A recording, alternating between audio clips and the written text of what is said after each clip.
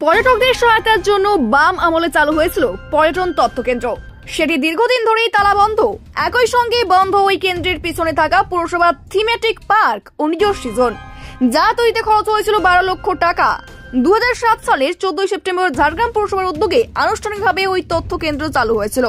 ট্রেনে করে ঝাড়গ্রামে আসা পর্যটকেরা স্টেশন থেকে বেরিয়েই যাতে প্রয়োজনীয় তথ্য জানতে পারেন, সেজন্যই তৈরি করা হয়েছিল ওই তথ্য কেন্দ্র।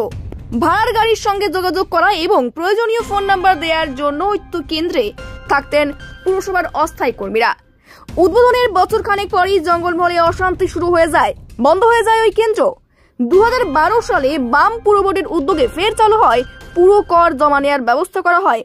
বছর খানেক পর ফের তালা বন্ধ হয়ে যায়। 2019 সালে তৎকালীন পুর প্রশাসক সেটি আবার চালু করেছিলেন। 2019 সালের শেষ নাগাদ ওই কেন্দ্রের পেছনে তৈরি হয় থিমেটিক পার্ক ও নিজস্ব জোন। ওই সময় পর্যটন অনুসন্ধান কেন্দ্রের পাশেই ট্যাক্সি স্ট্যান্ডকেও নিয়ে আসা হয়। বর্তমানে আবর্জনা স্তূপে ভর্তি অনুসন্ধান কেন্দ্রটি। বিরোধী দলগুলির বক্তব্য, পর্যটন অনুসন্ধান কেন্দ্রটি যদি খোলার ইচ্ছে নাই ছিল, তাহলে কেন পুনরায় টাকা খরচ করল সরকার? শুধুমাত্র ওই টাকাটি আত্মসাৎ করার জন্যই কয়েক মাসের জন্য খোলা হয়েছিল। এই পর্যন্ত অনুসন্ধান কেন্দ্রের কাজ শেষ, টাকাও পকেটে। এই গবেষণা খুলে রাখার কোনো দরকার নেই, বন্ধ করে দেওয়া হয়েছে রেল স্টেশনের পাশে একতলার এই পর্যটন অনুসন্ধান কেন্দ্রটি।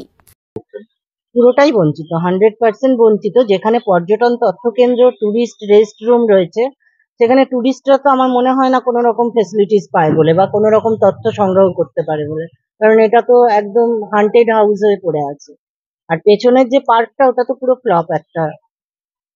কিন্তু পর্যটকরা যারা ঘুরতে আসে তাদের কতটা সমস্যায় পড়তে হয়?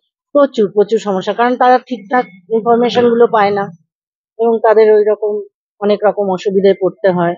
কিন্তু এটা যদি ঠিকঠাক সুচারুরূপে চলতো, তাহলে পর্যটকরাও অনেক বেশি হেল্প পেত এই তথ্য কেন্দ্র থেকে, এবং এটা এই জন্যই তো তৈরি হয়েছে। এটা যখন পৌরসভা আমাদের সিপিএম এর আমলে ছিল, তখন সিপিএম এটা তৈরি করেছিল 3 লাখ টাকা ব্যয়ে।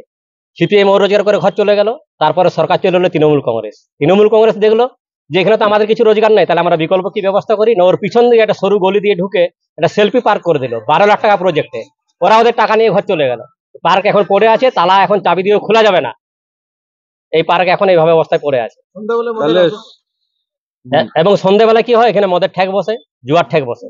এখানে প্রশাসনেরও হেলদোল নেই। সাধারণ মানুষ তো বঞ্চিতই হচ্ছে। সাধারণ মানুষ বঞ্চিত হচ্ছে। বাইরে থেকে যে পর্যটকরা এসছে, ঝাড়গ্রাম এটা সুন্দর জায়গা, তারা এসে চারিদিকে হালে ডালে ঘুরে বেড়াচ্ছে। এটা যে কোনো তথ্য পাবে, গাইডলাইন, এখানে কিছু ব্যবস্থা নেই। এটা শুধু টাকা নয় হয়েছে তৃণমূল সরকারের, ব্যাস এটাই ওদের কাজ হয়েছে। আপনার নাম? আমার নাম কর্ণপাল। বাম জমানায়, টিএমসি জমানায় তথ্য সংস্কৃতি বলে কিছু রেখেছে, সবকে লোপাট করেছে। এরা সব ধ্বংস করেছে, নষ্ট করেছে। এদের কাছে তথ্যও থাকে না, কিছু তথ্য থাকলেও সেটাকে নষ্ট করে এরা। রোজভ্যালি সারদার বিষয়ে আপনারা দেখেছেন, কোনো তথ্যই কোনো প্রকাশ পাচ্ছে না। 100 দিনের কাজের টাকা যা দুর্নীতি হয়েছে, প্রধানমন্ত্রী আবাস যোজনার দুর্নীতি হয়েছে, ঝাড়গ্রামের সংস্কৃতি নষ্ট করেছে এরা। কোনো তথ্য প্রযুক্তি এদের কাছে কিছুই চলে না, শুধু নেতা মন্ত্রীদের পকেট মানিটা চলে, কাটমানিটা চলে, এছাড়া এখানে আর কিছু নেই। পরবর্তীকালে তো পুরসভার যে পার্ক করেছে লক্ষ লক্ষ টাকা ব্যয় করে, সেটারও বেহাল অবস্থা আছে।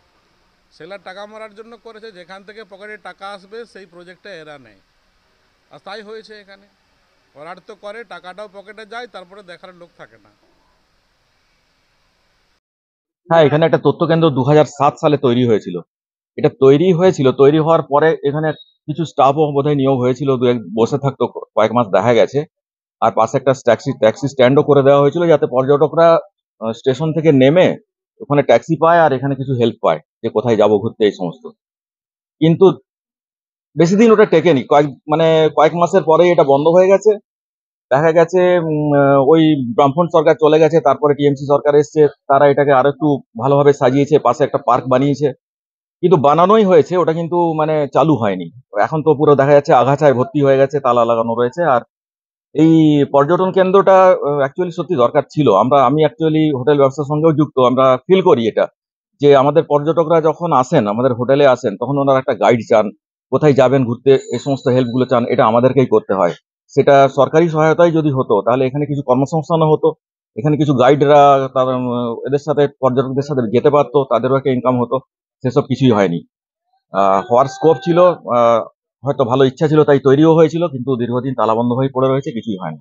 আর এখন দেখা যাচ্ছে এই পর্যটন কেন্দ্রের সামনে আপনারা দেখতে পাবেন এই দেখুন প্রচুর শশা পড়ে রয়েছে, ভেতরে দেখতে পাবেন যে সবজির বস্তা পড়ে রয়েছে। এটা অ্যাকচুয়ালি এখানে যে কাছে সবজি মার্কেট রয়েছে এটাই এটা ব্যবহার করছে গোডাউন হিসাবে। আমার নাম রাজেশ গিরি।